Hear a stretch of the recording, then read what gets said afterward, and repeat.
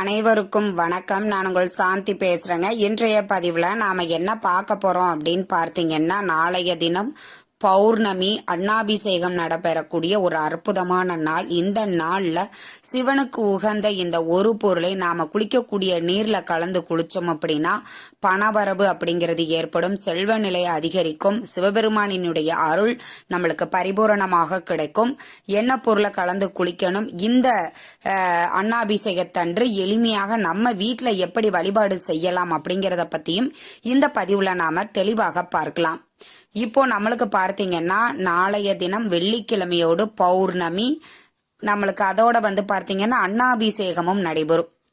இப்போ நாளைய தினத்துல பார்த்தீங்க அப்படின்னா அநேக சிவன் கோவில்கள்ல நம்மளுக்கு இந்த அன்னாபிஷேகம் அப்படிங்கிறது கண்டிப்பா நடைபெறும். உங்க வீட்டிற்கு அருகில் இருக்கக்கூடிய சிவ ஆலயங்களுக்கு சென்று கண்டிப்பா நீங்க சிவனை தரிசனம் செஞ்சுட்டு வரணும். ஏன்னா நான் எல்லா பதிவுலையும் சொல்லிட்டே வரேன், அது அவ்வளவு முக்கியமானது. நீங்க ஒரு முறை செஞ்சு பாருங்க, சிவனினுடைய அருள் நம்மளுக்கு பரிபூரணமாக கிடைக்கும். சிவன் அந்த அன்னாபிஷேகத்துல இருக்கும் பொழுது சிவனை நாம வழிபாடு செஞ்சோம் அப்படின்னா சிவன் கோடி ரூபங்களாக தெரிவாராம். அந்த ஒவ்வொரு பருக்கையிலையுமே சிவலிங்கம் இருப்பாராம். அப்ப எத்தனை சோற்று பருக்கைகளை கொண்டு அவரை அலங்காரம் செஞ்சிருப்பாங்க. அப்ப அத்தனை கோடி சிவலிங்கத்தையும் நம்ம ஒன்றாக தரிசனம் செய்த பலன் நம்மளுக்கு கிடைக்கும். சரி, இப்ப கோவில்ல போய் இப்படி வழிபாடு செய்யணும். வீட்டுல எப்படி வழிபாடு செய்யணும்? உங்க வீட்டுல சிவலிங்கம் வச்சிருக்கிறீங்க அப்படின்னா கண்டிப்பா அபிஷேகம் செய்து பச்சரிசிய சாதமா வடிச்சு அதை லிங்கம் மேல முழுவதுமா அந்த லிங்கம் தெரியாத அளவுக்கு அந்த அன்னத்தினால நாம அவரை அலங்காரம் செய்யணும். இப்ப எங்க கிட்ட படம் மட்டும்தான் இருக்குது, சிவலிங்கம் இல்லை அப்படிங்கிறவங்க படத்திற்கு முன்பாக நீங்க வாழை இலை, அதே மாதிரி பச்சரிசி சாதத்தை வச்சுட்டு காய்கறிகள், பதார்த்தங்கள், முறுக்கு, அதிரசம், சீடை எது உங்ககிட்ட இருக்குதோ அதை கொண்டு நல்லா அலங்காரம் பண்ணிட்டு வில்வ இலைகளால சிவனை அர்ச்சனை செய்யுங்கள். கண்டிப்பாக வில்வ இலை ஒரு 2 இலைகளாவது கொண்டு நீங்க அர்ச்சனை செஞ்சுட்டு தேங்காய், பழம், வெத்தலை, பாக்கு இது இருந்தா போதுமானது. நெய்வேத்தியத்துக்கு அந்த பச்சரிசி சாதம், பலகாரங்கள் ஏதாவது செஞ்சு வச்சிருக்கிறீங்க, காய்கறிகள் வச்சிருக்கிறீங்கன்னா வச்சுக்கலாம். தீப தூப ஆராதனை எல்லாம் காட்டிட்டு சிவனினுடைய பாஞ்சாட்சர மந்திரமான ஓம் நம சிவாய அப்படிங்கிற மந்திரத்தை 108 முறை பாராயணம் பண்ணுங்கள். நீங்க வில்வ இலை வச்சிருக்கிறீங்க அப்படின்னா இந்த மந்திரத்தை சொல்லியே 108 முறை அர்ச்சனை செய்யலாம். சிவபுராணம் இன்றைய நாள்ல பாராயணம் பண்ணுவது அற்புதமான பலன்கள் கிடைக்கும். ஏன் அப்படி சொல்றேன்னா, சிவனுக்கு உகந்த வழிபாட்டுக்கு உகந்த தினங்கள்ல இந்த அன்னாபிஷேக திருவிழா அப்படிங்கிறது ரொம்ப ரொம்ப விசேஷமானது. நம்ம வீட்டுல என்றென்றைக்கும் அன்னலட்சுமி குடியிருப்பாள். அதுவும் 100 வருடங்களுக்கு பிறகு வரக்கூடிய வெள்ளிக்கிழமையோடு சேர்ந்து வருது இந்த அன்னாபிஷேகம். நம்மளுக்கு வெள்ளிக்கிழமை, பௌர்ணமி, அன்னாபிஷேகம் இது எல்லாமே ஒரே நாள்ல நாளைக்கு வருது. அப்போ அந்த நாளை நம்ம தவறாம பயன்படுத்தி கொள்ள வேண்டும். வாய்ப்பு இருக்கிறவங்க மாலை நேரத்துல இந்த அன்னாபிஷேகம் நடைபெறும். இல்ல உங்க வீட்டுக்கு அருகில் இருக்கக்கூடிய கோவில்ல கேட்டு தெரிஞ்சுக்கோங்க எந்த நேரத்துல நடைபெறுது அப்படின்னு. அங்க போய் சிவனை வழிபாடு செஞ்சுட்டு வாங்க. வீட்லயும் இது போல எளிமையான முறையில வீட்டுல நாம வழிபாடுகள் செய்யலாம். அதே மாதிரி பார்த்தீங்கன்னா, நாளைய தினம் நம்ம குளிக்கும் பொழுதே நாம் நிறைய நம்மளுடைய சேனலை தொடர்ந்து பார்த்துட்டு வர்றவங்களுக்கு தெரியும், இது மாதிரி விசேஷமான சேர்க்கைகள் வரக்கூடிய நாள்ல நம்ம குளிக்கக்கூடிய நீரில் இருந்தே நான் ஆரம்பிச்சிடுவேன்.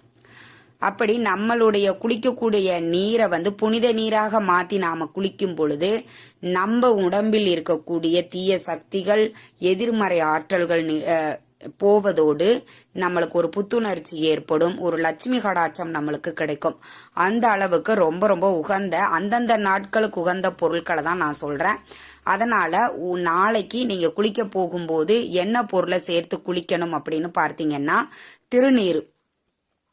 ஏன்னா சிவனுக்கு பிடித்த ஒரு பொருள் அப்படின்னா திருநீர்.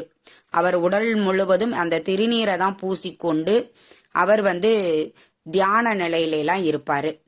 ஆக அவருடைய உடம்பு முழுவதும் பூசிக்கொண்ட அந்த திருநீரை நாளைய தினம் நாம் குளிக்கக்கூடிய நீர்ல கலந்து குளிக்கும் பொழுது சிவபெருமானினுடைய அருள் நம்மளுக்கு பரிபூரணமாக கிடைக்கும்.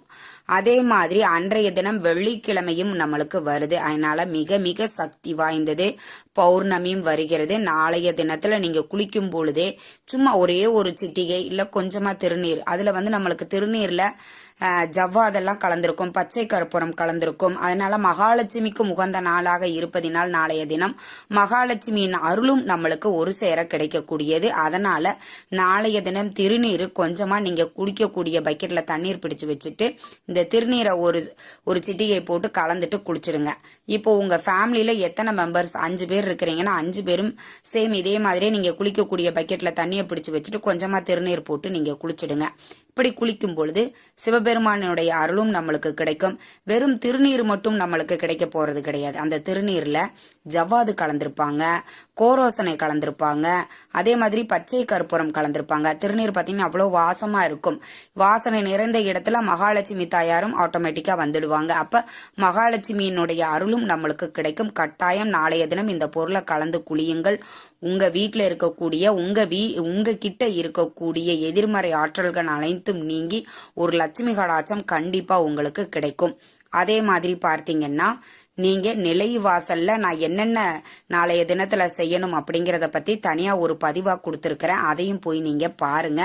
அதே மாதிரி பார்த்தீங்கன்னா நாளைய தினத்துல அதாவது நம்மளுக்கு அன்னாபிஷேகம் வரக்கூடிய காரணத்தினால சிவன் கோவிலுக்கு என்ன பொருளை வாங்கி கொடுக்க வேண்டும், நீங்க கட்டாயம் நாளைய தினம் வாங்கக்கூடிய பொருட்கள் என்னென்ன அப்படிங்கறத பத்தியும் நான் தனியா ஒரு பதிவு கொடுத்திருக்கிறேன். அதையும் செக் பண்ணி பாருங்க. நிச்சயம் உங்களுக்கு பயனுள்ளதாகவே இருக்கும். நாளைய தினம் வாய்ப்பு இருக்கிறவங்க கோவில்ல போய் சிவபெருமானை தரிசனம் செஞ்சுட்டு வாங்க. முடியாதவங்க வீட்லயே நாளைய தினம் சிவலிங்கம் வச்சிருக்கிறீங்கன்னா நான் சொன்ன முறையில இப்போ நான் சொல்லியிருக்கேன் இல்லைங்களா, இந்த முறையிலேயே நீங்க வழிபாடு ரொம்ப எளிமையா வீட்டுல செய்யலாம்.